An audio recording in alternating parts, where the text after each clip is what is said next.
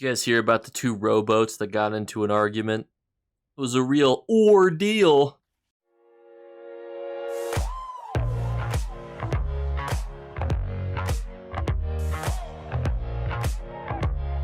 What's going on, YouTube? We are inside the Infinite Archive because I wanted to do the video today breaking down the best ways to convert your archival fortunes to gold in a dedicated video, because I've seen a lot of comments about this, but there's a huge distinction whether or not you play on console, whether you play on PC, and whether or not you want to kind of gamble by waiting each week to see which of the vendors has good items, because the fun fact about the Infinite Archive is there's two vendors. One resets every Tuesday, one has fixed items, but the fun thing about the fixed vendor is that everything he gives you is pretty much random, so you may roll for really rare items and get absolutely garbage. So that's what we're going to break down in today's video. And firstly, coming in on the Eastern Corridor, we have Filer. And he's very special because he gives access to quite a few items, but most of them are untradeable. For example, I can't trade you a mythic lead, even though I might really want to. There's a couple leads that I would spend millions of gold on because ZeniMax never wants to give them to me. I'm looking at you, Mora's Whisper, and I'm looking at you, Torque of the Alien King. But importantly, what is tradable from here are going to be what you get from your treasure maps. Now, importantly, you only get one roll at a treasure map, and every single week from Tuesday to Tuesday, it's going to be that same treasure map. So next week, it's going to be something different. This week, it's Stros Mackay. So the value of that treasure map is going to vary greatly because not all treasure maps are created equal. If you've ever tried to sell a treasure map, purchase a treasure map, you know that there are tons of factors that determine a treasure map's value. And mostly what we're going to be focused on for this vendor is kind of identifying which treasure maps you should look to find versus which ones, in doing so, being more valuable than the other vendor. Now, both vendors have a pretty large amount of RNG involved, but this one I would say is significantly less. Because, for example, if you bought a bunch of High Isle treasure maps, you probably have about a 1 in 3 chance to get the ancestral motif drops from those maps. You're going to get gear pieces. You probably will also get companion pieces if you open a bunch, but that's kind of how we're going to consider it. So put a pin in this vendor and let's compare him to his challenger. And coming in our northern corridor, we have Filer Tezaras, and he has a wide assortment of items here, pretty much through all sorts of random things you can roll for, from clothing coffers to furnishing materials, jewelry crafting pouches, provisionings, smithy cases, to all sorts of items. We're just going to focus on the items that are notable here, and what are those going to be here for us. And I do want to start by noting that you can, in theory, buy an archival treasury box for 5,000 gold. I would never suggest that you purchase this in a million years, but you can purchase it, and I know that there's quite a few people who do like to farm straight gold, no guild traders involved, no middleman. You can, in theory, do that, but that's highly ill-advised. The second thing that's notable here is the alchemy sachet. Now, for those of you who know anything about the Telvar market, a lot of people like to, especially on PC, convert their Telvar into alchemy bags because alchemy ingredients are generally valuable, and they're generally more valuable on PC. Why is that? Well, there's quite a few bots on console that sit around and pick up alchemy ingredients, unfortunately, and there's generally a significant amount more trials and things completed on PC per capita versus those being done on console. Console is a lot of newer players, returning players, games on the Game Pass, so there's always usually more people willing to farm alchemy ingredients on console, whether they're bots or real people, than there are on PC. So this is a decent alternative to the final one that we're going to talk about, but it is still a decent one to consider, especially if the alchemy market is in a head spin. If there's a big event going on that's causing people to farm trials like crazy, leaderboard push, those are times when you can look at things like alchemy ingredients being at their highest in value, because every time somebody drinks a potion, it's got to come from somewhere.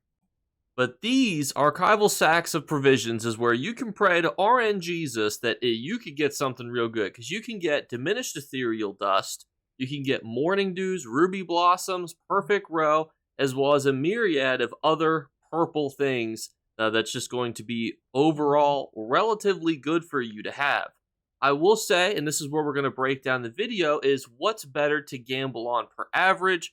And I was blessed because I had the permission to use some math by a content creator that we'll break down here in a moment to go over what is better, buying the best treasure map or gambling on sacks of provisions if you were to open up enough to have a kind of a nominal average. And make sure you guys go and subscribe to HyperOx. Overall, great ESO content creator. Gave me permission to talk about his math in the video. And that's how we were able to do this without having to go through extra math and being able to crunch all the numbers ourselves. So huge shout out to him, and let's jump into it. And here are the values of those items on PC.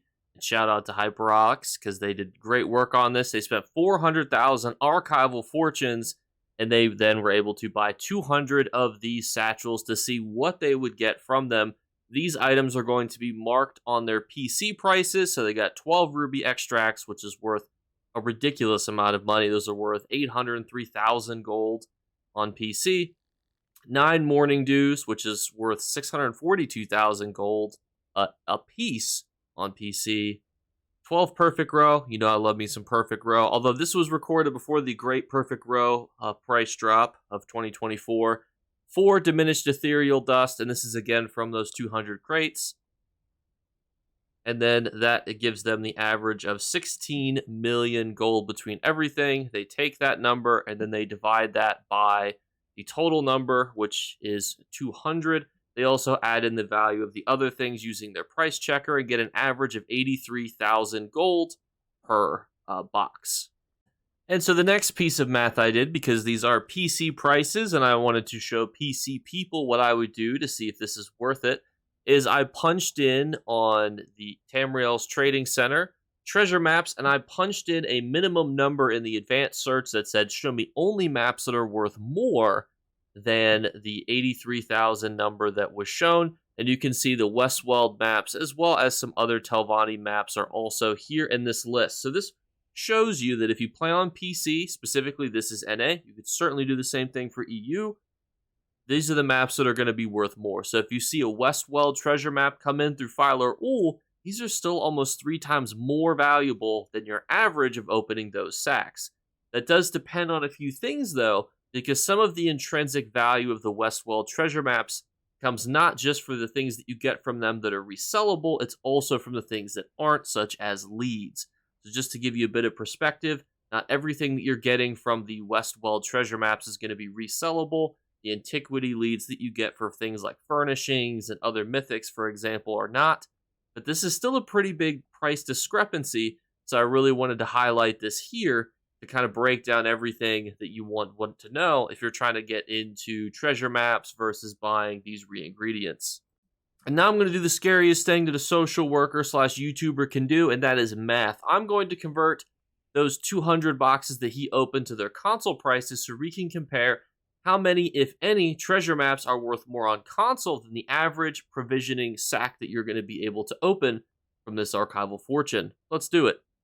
And so here is my math. You can see the total number that he received is the first number, their average resale value on Xbox, and then their current value that you would receive by multiplying those two numbers, 12 times 140,000, 1.6,800,000, etc., all the way down. Then you take that number, divide by 200 after adding them all up, and the average that you will receive after opening 200 is 14,240 gold.